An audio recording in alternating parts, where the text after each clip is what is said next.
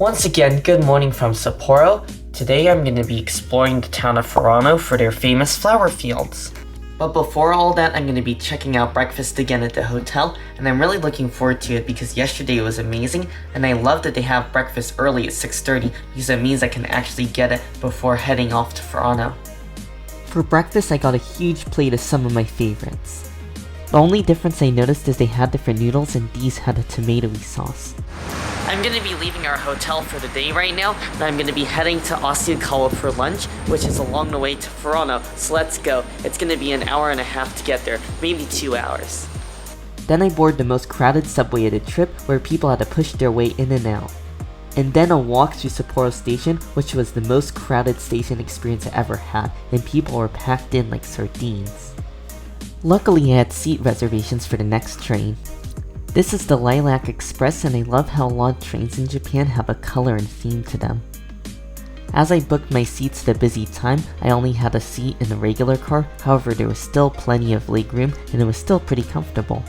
Then it was time for an incredibly scenic ride to Asahikawa.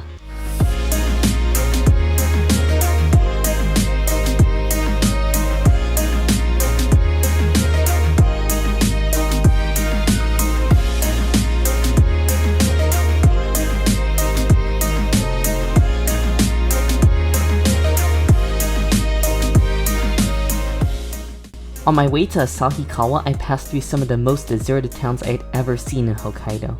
For example, this town I passed through, I did not see a single person in the entire town. It was creepy. There was not a single person driving in their car, not a single person walking on the sidewalks of this town, and not even a single soul at the train station.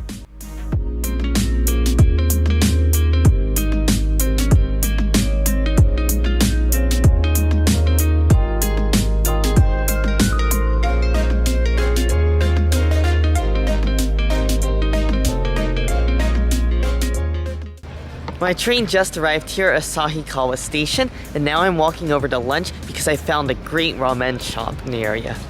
Here's the ramen place I found for lunch. Apparently it's in the basement floor of this building.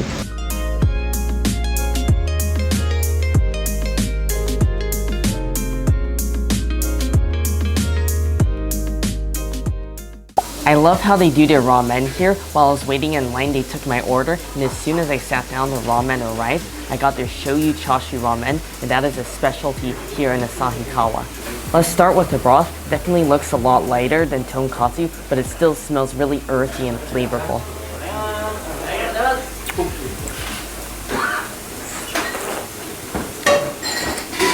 Oh, I love that. It is so smooth tasting and clean, and it definitely has a nice meat flavor, but it's not as rich, and you definitely get that rich, salty flavor from the shoyu and soy sauce that's in here as well. And you gotta be really careful when eating ramen in a place like this. It's really popular with the locals, and they like to serve their ramen boiling hot, so make sure not to burn yourself. Now for a chashu. The chashu is great. I love the thickness of it. Not too thick and not too thin. Great, nice and fatty. And I love that it's marinated because it definitely has an additional soy sauce flavor that's not just from the soup. And now let's go for the noodles. These look really nice. These are definitely a lot thinner than the noodles I had at the airport the other day. So let's give this a try.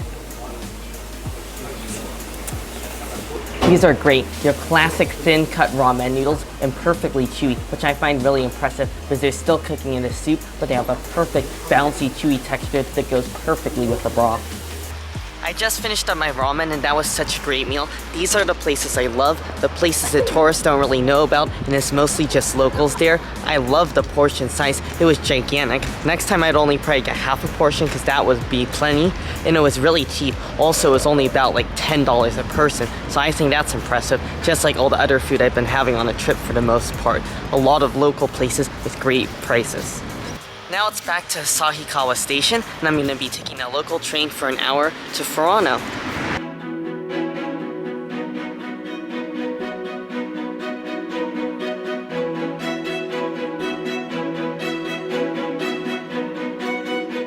This was literally the smallest train station I ever seen, as the platform was just a strip of gravel in the middle of nowhere. Eventually I arrived at Furano Station, which once again was very small. Then I took a 5-minute taxi ride to Farm Tomita.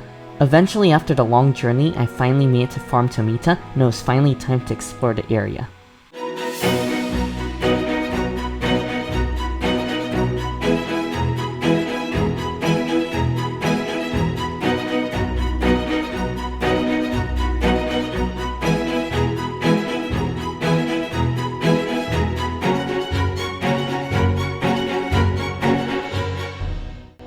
You already know, since I'm here at Farm Tomita, I had to try some of the foods that they offer. Right here we have their lavender soft serve, and this is really popular. As soon as I walked in, I saw tons of people holding these, and people looked like they really enjoyed it. And we already know the ice cream in Hokkaido is great, so how's lavender ice cream gonna taste?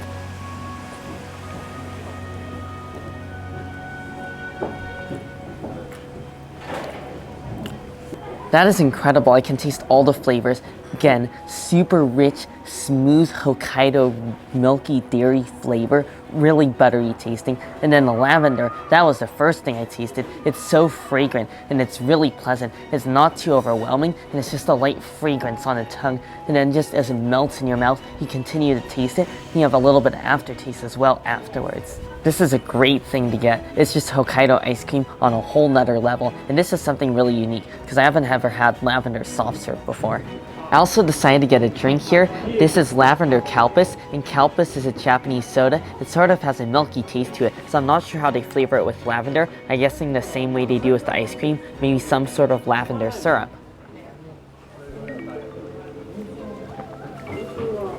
Oh, that is a great combination. I love the flavor of the soda itself. It's really milky, a little bit tart, and then paired with the lavender, it just adds an extra fragrance to it, which really enhances the flavor of the soda. This is a really interesting drink. When have you ever tried lavender soda before? Eventually, we made it back to To Furano station, and it was time to take the one-car train once again, all the way back to Asahikawa station in the rain.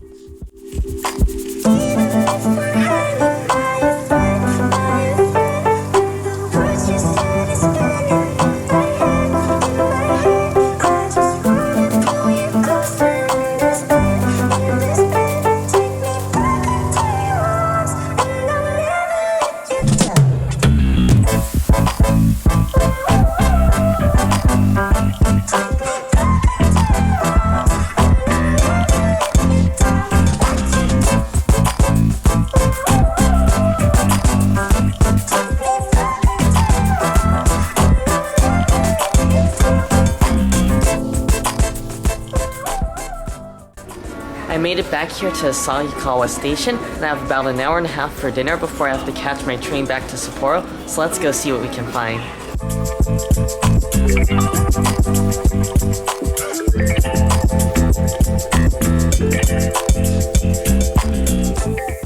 After looking around the food court, I decided on Pepper Lunch as my dinner. I've heard a lot of good things about Pepper Lunch, which is a really popular chain here in Japan. I've never had a chance to try it, so I thought, why not try it out today? And they serve grilled beef on the sizzling platter. And it looks like a huge portion of beef, and then there's also a little bit of rice and corn on this plate as well. The portion size already looks really good. I only paid about $10 for this whole set with all this meat on rice. Let's go for some of the beef. It looks really nice and charred and grilled because this plate was literally screaming hot when they brought it out.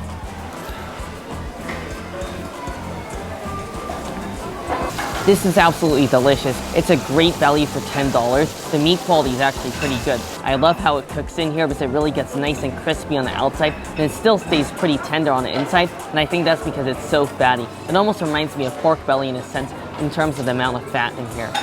The meat is seasoned very simply, just salt as well as a decent amount of pepper, hence the name Pepper Lunch. So now let's go for a bit of corn and rice.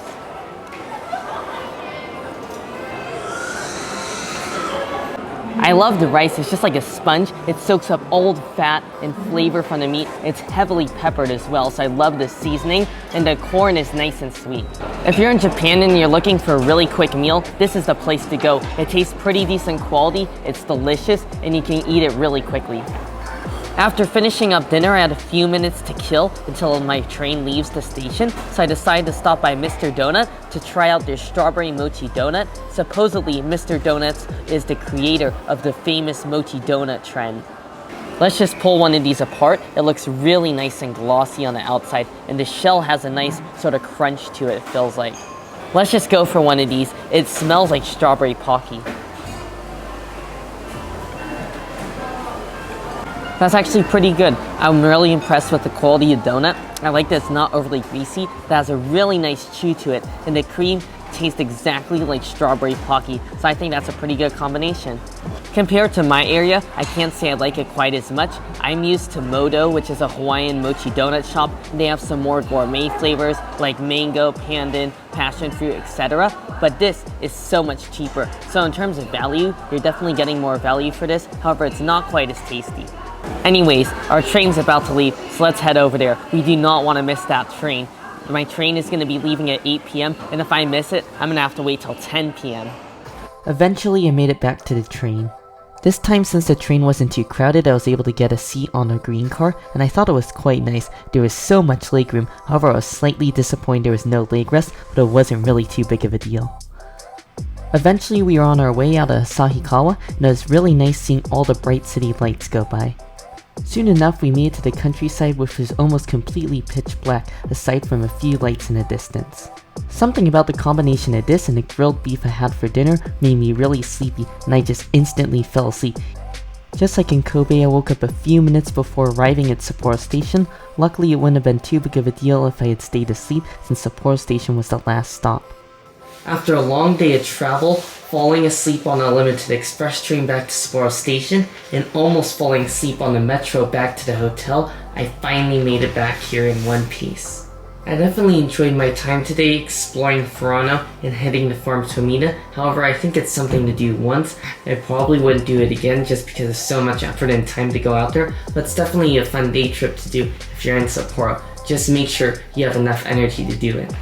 Tomorrow I have another day trip planned. I'm going to be heading to Nobori Betsu to explore Jingo Kudani, or Hell Valley, which is this area known for their sulfur geysers. So I think that's going to be a pretty crazy experience. Anyways, I really hope you all enjoyed today's video. Make sure if you did, give it a like, and also make sure to subscribe. And I'll see you in the next one.